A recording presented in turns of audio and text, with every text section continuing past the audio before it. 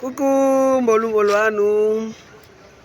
Certains disent mais reine de la joie, on ne te voit plus apparaître, tu ne dis plus rien. Il n'est pas question de venir parler juste parce qu'on a envie de parler. Il est question de venir parler lorsqu'il y a quelque chose de sérieux à débattre ou lorsqu'on a besoin de comprendre des choses ou lorsqu'on veut édifier l'opinion. Parce que quand nous faisons des remarques sur le fonctionnement de la vie, c'est pour que certains apportent aussi du leur dans ce que nous pensons savoir ou connaître. Alors, je viens là parce que je m'étais dit à un moment donné, je n'ai pas envie de parler de ces vaillantes personnes qui sont venues nous délivrer de la tyrannie Bongo PDG.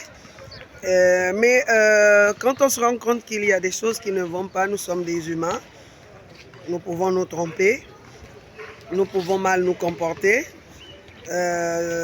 tout comme nous posons des actes louables, il est important de rappeler les uns et les autres à la raison sur certaines questions ou encore leur permettre peut-être de se justifier quand on ne comprend pas les choses. Alors je vais parler là de la situation matrimoniale du président de la République. Même si c'est la transition, c'est quand même président de la République. Les choses de la vie privée ne devraient pas venir sur la place publique. Mais dès lors que les convenances publiques sont touchées,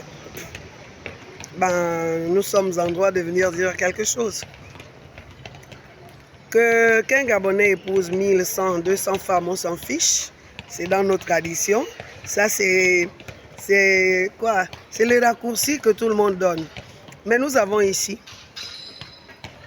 un monsieur, président de la République, qui nous a dit qu'il venait rétablir la dignité des Gabonais et qui, le premier, pose peut-être pour une énième fois un acte de tripatouillage de la Constitution.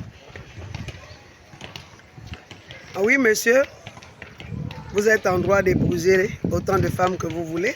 D'ailleurs, la loi Nzouba vous permet au Gabon d'avoir 4 femmes. Mais il y a des manières.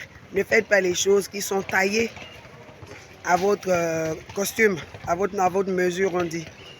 Faites des choses parce que ce sont des choses qui devraient impacter la vie de tout le monde.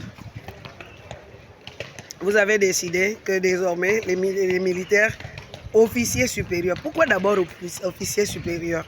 Est-ce que les autres qui sont un peu plus bas que vous ne sont pas des hommes comme vous pour pouvoir se taper autant de femmes? Vous les avez même sans les épouser.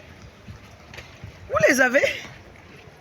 Est-ce parce qu'on vous dit de ne pas les épouser que vous vous empêchez d'être infidèles? Vous êtes tous des infidèles au Gabon.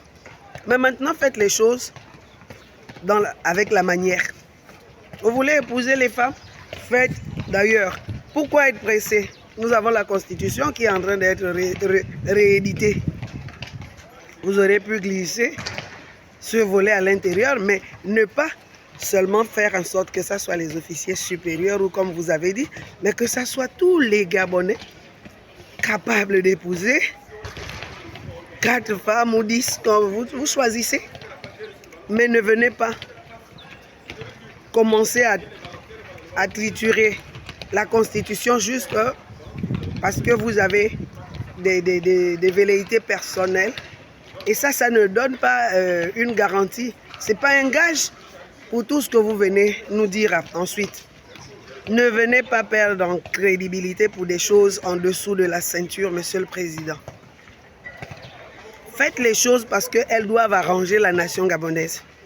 Ne faites pas les choses parce qu'elles doivent plaire à Oligui, elles doivent plaire à qui que ce soit. N'écoutez pas tous ceux qui viennent vous faire allégeance, vous donner des conseils qui vont plutôt écorner votre image de marque. À cet instant-là, le doute s'installe en nous autres qui avons cru en vous. C'est des petites histoires comme ça qui vont vous faire perdre en crédibilité. Parce que autour de vous, même les garants de la loi ne sont pas capables de vous dire que ce que vous faites n'est pas bien. Vous avez commencé par dire, seul vous, parmi tous ceux qui ont fait le coup de force du 30, apparemment, il n'y a que vous qui pouvez être éligible à la présidence de la République. Ça, c'est déjà, ce n'est pas bien.